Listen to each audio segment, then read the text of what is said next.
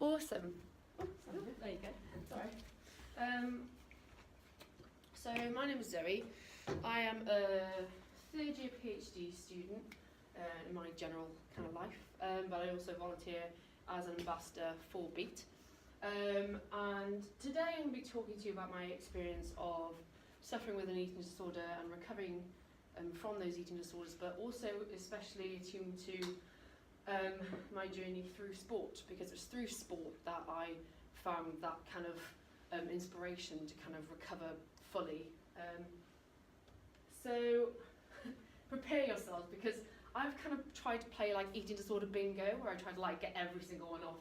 So there are a few slides, but you know, from a very young age, I always had kind of low self-esteem.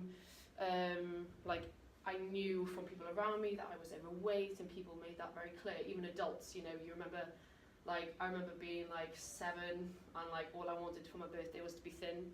Like, and for a 7-year-old, that is like now I get so upset thinking that my nieces are possibly thinking those same things, and I just wanted to like. I had this dream, like imagine if I could just like cut my stomach off and it would be thin. Like at such a young age, like at any age, that's just traumatic. But the actual first eating disorder came when I was about 14, 15, and I was bulimia, very much low self-esteem, loneliness, and there's also alcohol misuse.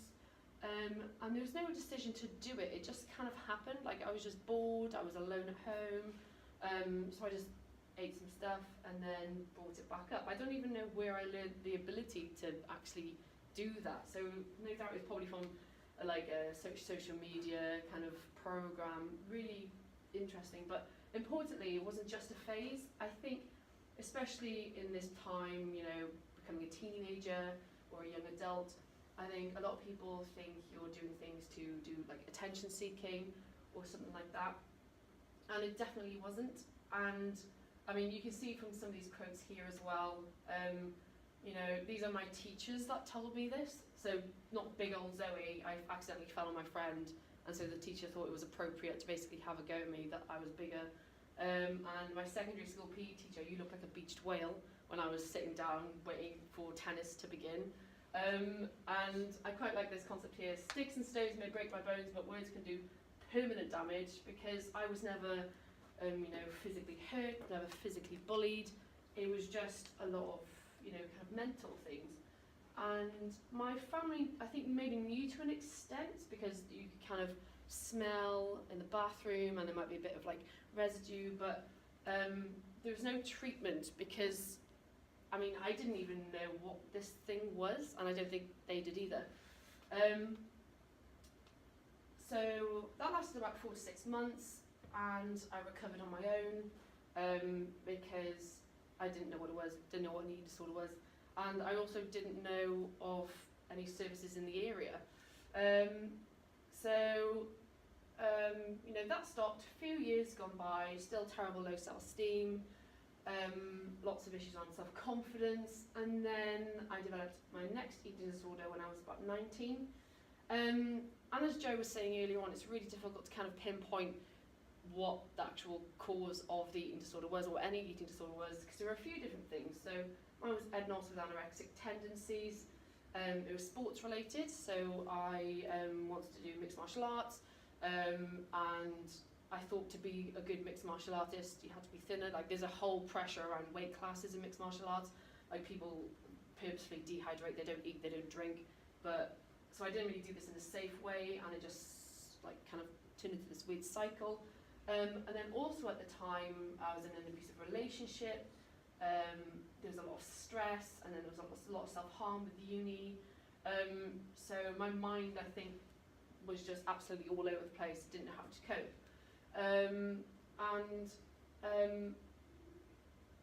As I said, anorexic tendencies, but I wasn't anorexic, I wasn't thin enough, I wasn't thin at all.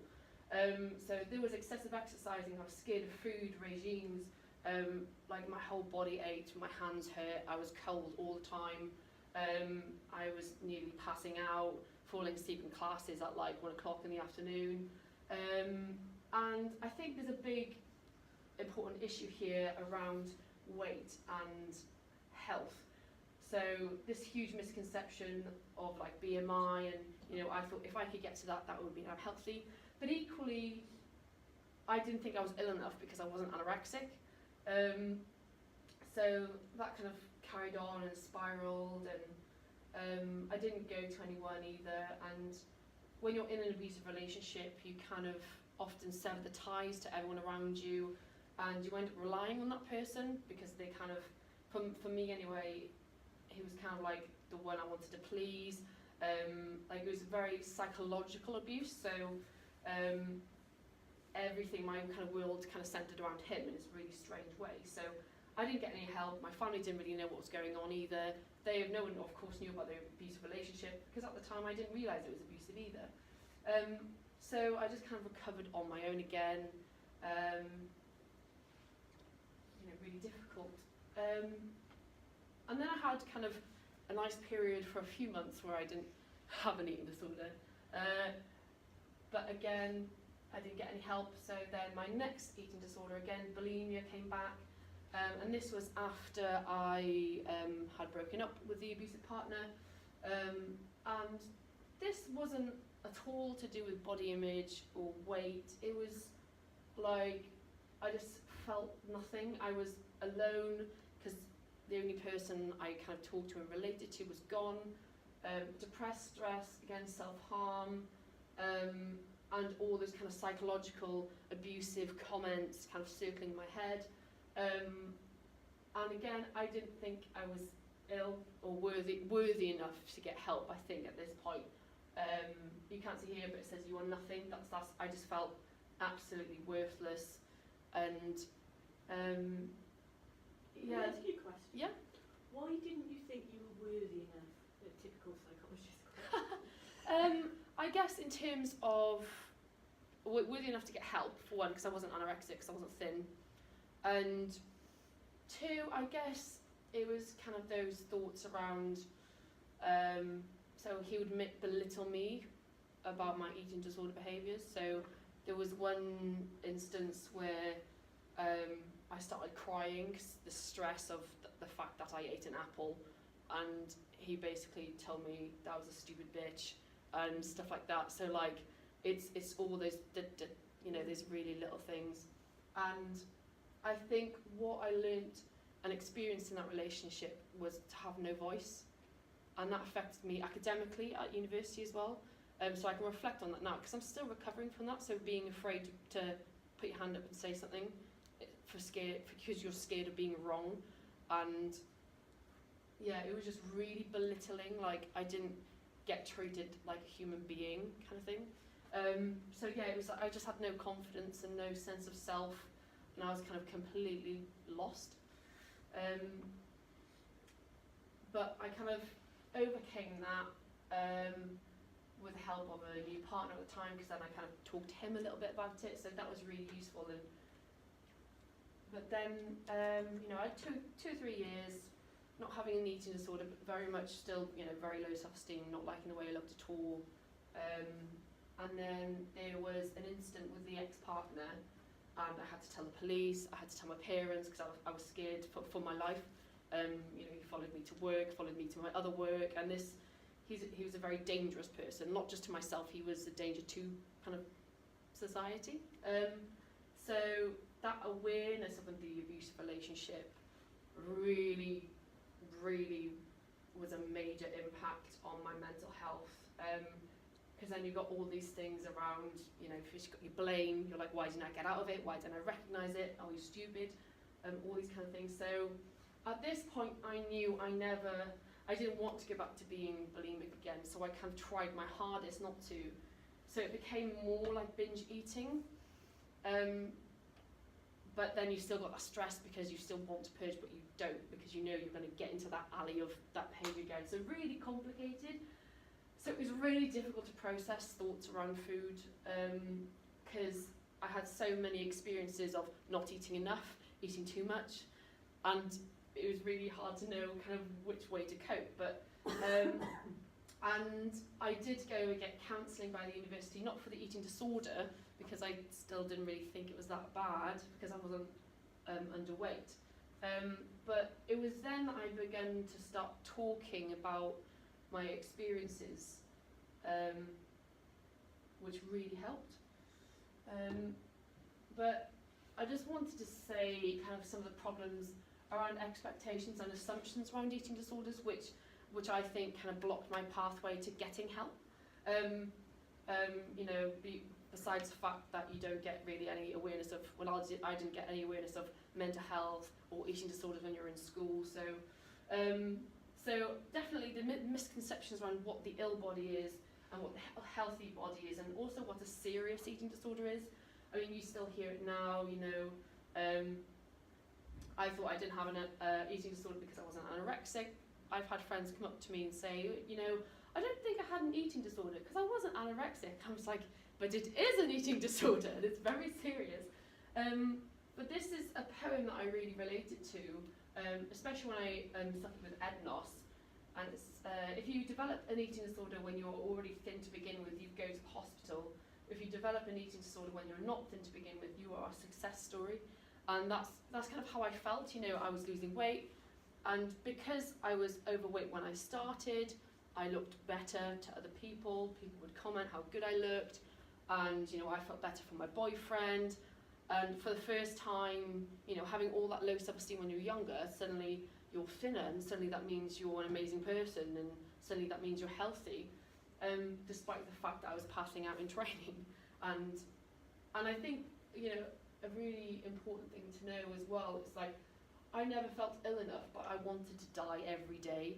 Like, I was very suicidal, and the thing with bulimia as well, it's got a very high suicide rate, I believe, as well, because it's just so much, and it just takes over your whole life, and you can't go by a day, because you think, how many times a day do you need food? 3, 4, 5, depending on what you're doing, and it's constant. It's this constant, overwhelming monster that kind of fills you up. And then there's the social and professional debates. So the causes and triggers of eating disorders are individual, but treatment is often unified, as we saw in the slides before. And certain bodies and eating disorders are overlooked socially and professionally, and especially when it comes to BMI. You know, GPs, I really don't like GPs for a lot of reasons. But when it comes to mental health and eating disorders, generally the standards are quite poor. So I went to the GP, I kind of broke down in her office because I was scared that my ex-boyfriend was going to kill me. And she went, well, don't be sad or you'll let him win. That was her advice as a professional. And then even a few months ago, I went to renew my contraceptive pill, and suddenly he just wanted to bang on about my weight for half an hour. And that was really triggering and really upsetting, and I left it in tears because I know I'm strong enough to kind of ignore what he said, but I thought about someone else going in there and hearing that, you know, well, we're going to have to reconsider options when you get to 100 kilos, aren't we? And just pushing and pushing and pushing and pushing. And I was like, I'm extremely active. If anything, I'm too active because I'm exhausted all the time. But it was my weight, and it's that thing of the weight. And BMI is like just this historical disaster, which doesn't take into account muscle mass or anything like that. I mean, I think pretty much anyone who plays rugby is probably morbidly obese. I'm morbidly obese, so you know, really, really dangerous to have these professionals kind of perpetuate this concept of health. Is that true that it's still one of the sole indicators of an eating disorder? Yeah. Wow. Yeah. So we've had ambassadors, when they're telling their experiences, the doctors told them they needed to lose weight to get help for inpatient care. And that's a common thing that we come up against time and time again. That or you're not low enough weight to qualify for special services, which obviously then perpetuates this. Well, I'm not ill enough. I'm not. Because I know to be within a healthy BMI category, I could be 9 stone and be healthy, which is what I was when I was a swimmer at the age of 18. And if I look at those photos now, I look skeletal. Yeah. But that was healthy. Yeah. But that was a I'm not going to say how many years ago. That was a long, long time ago. Yeah. So I think that's still, Yeah. that's really Which quite is- frightening. Goes back to that campaign I was talking about that we're running at the moment to the GMC about making that change so that the next generation of GPs that come through will be much better informed, and hopefully that, you know, this BMI is the be all and end all, will be more. But yeah, we've still got an awful long way to go on that, and it's just staggering. I just can never get over, you know, the amount of times I hear that from people. I got turned away from services because I'm not. Yeah. I was at a low enough weight. Yeah. Okay. Even now, like, you'll see the next few slides, I've done a lot of stuff for social media and engagement, and you've got strangers telling me that I need to lose weight. I'm like, I think I know my own body and my own abilities, thank you. So I think one of the things to kind of look and add on from what Joe was saying is that we really need to like challenge these discourses around health and the concept of health and doing health, looking healthy. And some of the things that I found useful or not useful during my recovery is just things like, can't you just eat that? Or can't you just not eat that? It's the equivalent of saying to someone who's depressed, have you tried being happy? It's like, I'm cured, didn't think of that. Just eat a banana. Just eat banana, have some water, do yoga. That will cure you from all your mental experiences. And positive thinking, oh, but you look great. Like, I've had to learn to kind of not comment on people's bodies, even though they're expressing themselves like, oh, I feel so good. It's kind of like, you have to really, it's made me really think about how I approach people and their happiness around their body. But I think one of the difficult things which kept me spiraling was, you know, this is the poison parrot. It was one of the major things that you have like in counselling sessions. I think you have the dog and then the poison parrot. But my thought process was, if you can't even control what you eat, how can you do anything else? Because you think children can eat, babies can eat. It's a very simple concept that you need, but like I said, you have to have it so many times a day and you're just thinking about it all the time. And it's really belittling, you know, the way I was approaching myself, and, you know, how can you do anything else if you can't even eat, if you can't even do this?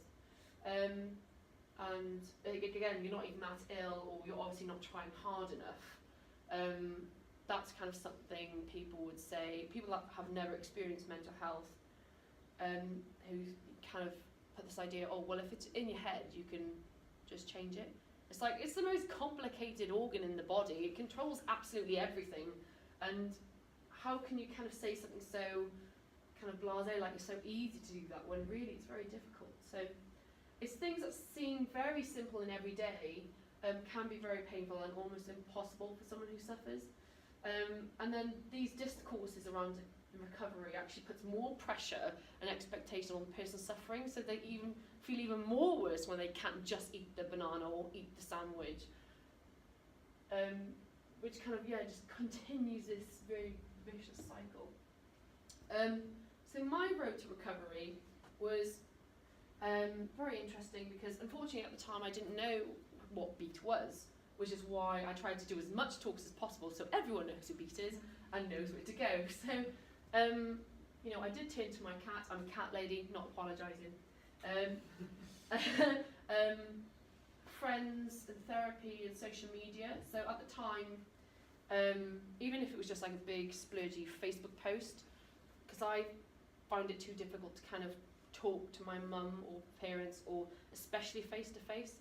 So I would just kind of put this whole thing on a post and just put it out there that this is what I've gone through, this is what has happened. Because as you can kind of see from my story, there's so many different ways and maps and layers and webs that affected my mental health. So kind of easy, I guess, to organise it in a nice post. But it did take a long time. You know, it's recovery is always a process. It's never kind of a category, if that makes sense, because things can always come in and affect you, as the slides will go on to suggest. But that's okay as well. I think what people forget is, like, we're all human. You know, you're allowed to have dips and ups. But one of the major things for me was talking. like, if I talked to someone at my first eating disorder, probably wouldn't have had the next 3 or 4. And forgiveness. Even now I'm very bad at forgiving myself for certain things. So like forgiving myself, for instance, for the abusive relationship, that took a long time because it was just anger at myself for staying. And you know, you have people asking you, well, why did you stay? It's like, well, I didn't realise at the time. But even so, you know, forgiving yourself, and also being a bit selfish, you know, saying I matter, not putting yourself out there to do all these things for other people, just having your own kind of time, you know, having a bubble bath, you know, this, I guess the concept of mindfulness as well, and letting go of things. So what I had a habit of doing was keeping clothes from when I was ill and thinking, well, that's my health, that's healthy there, because that's a size 12, that's what I should be. So if I get into that, it means I'm healthy again. And letting go of goals as well. So for me, probably never going to do mixed martial arts again, seeing as that was a major trigger. And you know, finding new areas and pathways to influence you. And mine was through different sports. And letting go of definitions of yourself as well. You know, I kind of had this whole, for years, I wanted that identity of being an MMA fighter, and I wanted to do this, and I wanted to do that. And it's okay to let this go and do something new. So this is from one of the projects I did. I did quite a few different projects about mental health and eating disorders, kind of doing what I'm doing now, saying my own story. On to kind of new beginnings, so really solidifying where my recovery started. And for me, the really empowering thing was, it's not about what you look like, but what your body can do. So my friend, I went from mixed martial arts to the other area, the scary area of the gym that I was too scared to go in with all the weights, and then I started powerlifting. So, you know, you deadlift, bench press, squat, just as how much weight can you move in one possible lift. And then I heard about this American football team. And I'd never watched American football. I haven't even watched rugby. I've watched 2 rugby games. I'm sorry. I feel like I'll offend people here. I've been told I should play, but and yeah. So I went along to this thing, and I was like, oh, this is really cool, because mixed martial arts, even though you train with people, it's a very lonesome kind of sport. Or I find it very, very lonesome. So I've never been in a team, and then I kind of rocked up, not expecting what to do, and then the coach kind of had this really good grin on his face, and I was just like, what? He was just like, you're perfect. Just coming in, you know, having people really want my kind of body there, because I was big, I was strong, I was quite fast, and I never thought that my body at this weight could be useful for other people. And I think it was that appreciation from your teammates that, you know, we're all in this together, and you need a range of sizes and abilities to actually do the sport. So through the Cardiff Valkyries, I kind of really solidified kind of my recovery. I was like, right, I want to get better for my team. I want to get better so I can do this. And from there, turns out I was a pretty good linebacker, so I joined, pretty good, okay. But I joined the university team, the Cardiff Cobras, and I was the only woman on the team. You can't see me, but that's me there. Oh no! I'll go back. Oh God, John! There he is. Okay, I won't touch the screen. And then from there, you know, getting better, getting more confidence, especially to be around men, because my low self-esteem comes around, you know, those voices of my ex-boyfriend and being judged, and being the only woman that was really kind of difficult at times, mostly because of my own mental issues, nothing that they ever said. But yeah, so just kind of playing with the Cardiff Cobras, and then we got messages through on the Valkyries Twitter page, because I'm the social media secretary, and it was someone from BBC Three, and they said, you know, did anyone from the team have any inspirational stories? And I was like, well, I'll ask. And then I ended up putting my story forward as well about how football helped me recover from my eating disorder and my eating disorder thoughts. And I'm on the Cardiff Cobras as well, Can't Be the Only Woman. And yeah, and then they took that story and kind of wanted to show, you know, the empowerment I got through this sport, and such empowerment that I was the only woman on the men's team. And then it was pretty amazing then, because the NFL actually shared the video from BBC Three as well. So I think it was really kind of a stopping moment for me, because you see this organisation like the NFL and you're like, oh my god, they shared my video. But it's more to show that, like, just how much of an impact I think recovery stories can have for people. And then in Germany, the German news outlet Der Spiegel also wanted to do a coverage of that as well. So then my story kind of went up to Germany. Yeah, so it's from recoveries to all these amazing opportunities.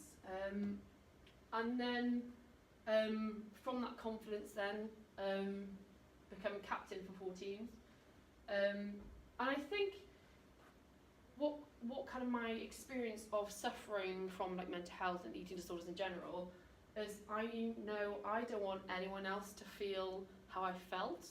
So kind of, I don't know, also I love hitting people and it's fun. So I've just got this really fun energy. But yeah, so I ended up becoming captain for the Cardiff Valkyries, the Australian rules football team, Cardiff Panthers, the regional 11-a-side team, Heartland Shock, and then the Welsh Wyverns team in Australian rules football as well. So it's, yeah, so many of these things that I never thought would be possible back when I was crying, back when all I could think about was dying, you know, back when I couldn't move my body properly. Looking at how my own kind of battles against and overcoming that concept of healthy have brought me is really kind of inspiring to myself sometimes, because I think it's easy to get caught up in everyday and stresses, and then you kind of have a moment looking back and you're like, yeah, feeling pretty good about it. And then I was invited to train with Great Britain Swans, the Australian rules football team, and then invited into the training squad for Great Britain Lions, women's American football team. So I'm a busy person, as you can tell. But yeah, so, and I can't wait to kind of see where that journey takes me. But equally, these kind of introductions into kind of this higher level of playing football has brought its own kind of different anxieties that I've had to battle with, because suddenly you're kind of on par and comparing yourself to everyone again. So it's been, the last year has been really difficult because of a few losses I've had to kind of manage that mental health. But again, looking back, I would never have thought that 14-year-old or 22-year-old would end up not in one but 2 GB training squads. That's me there, just in case you couldn't tell. There's lots of kit. Again, like I was saying, recovery isn't perfect, and the last year has been really difficult. So there's been bad days, bad weeks, bad months. I lost 4 grandparents in a year and a half. I lost a friend to suicide, and we were really close. And I think it's that kind of, what was really difficult was that concept of you can totally get where they were coming from, and yeah, it was really difficult. Sorry. But you know, despite stuff like that and loss, PhDs, as much as I would, you know, really encourage everyone to do a PhD, they're really difficult sometimes, with this whole like kind of imposter syndrome. So dealing with that, GB squads, all this loss, injury as well, you know, how the injury impacts your sense of self when you're a very sporty person, when you can't do things anymore.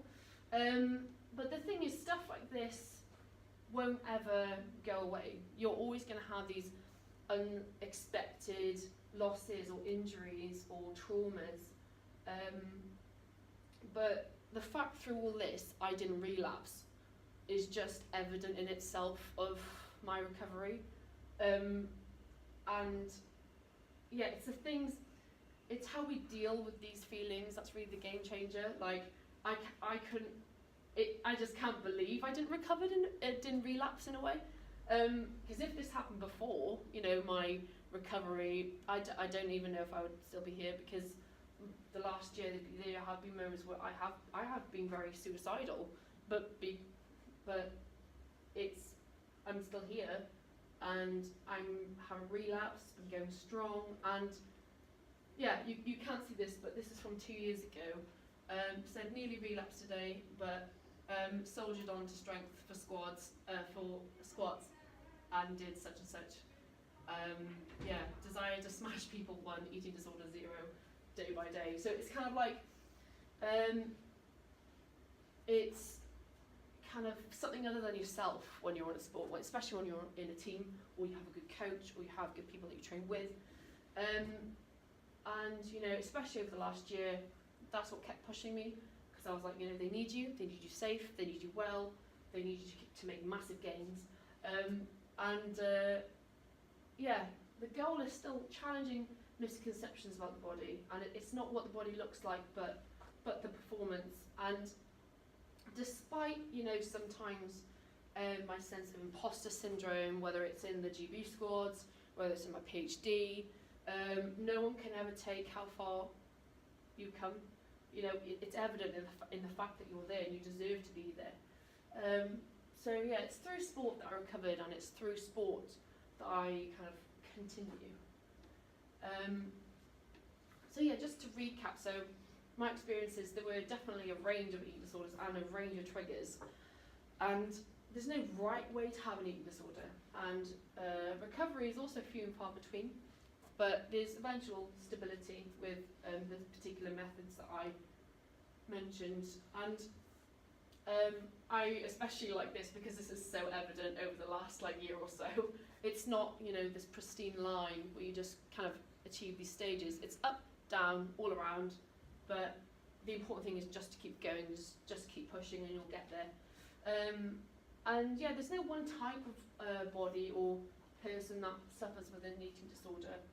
And I really want to emphasise this part as well, like, a person suffering with an eating disorder deserves help regardless of their weight or the type or how long they've been suffering.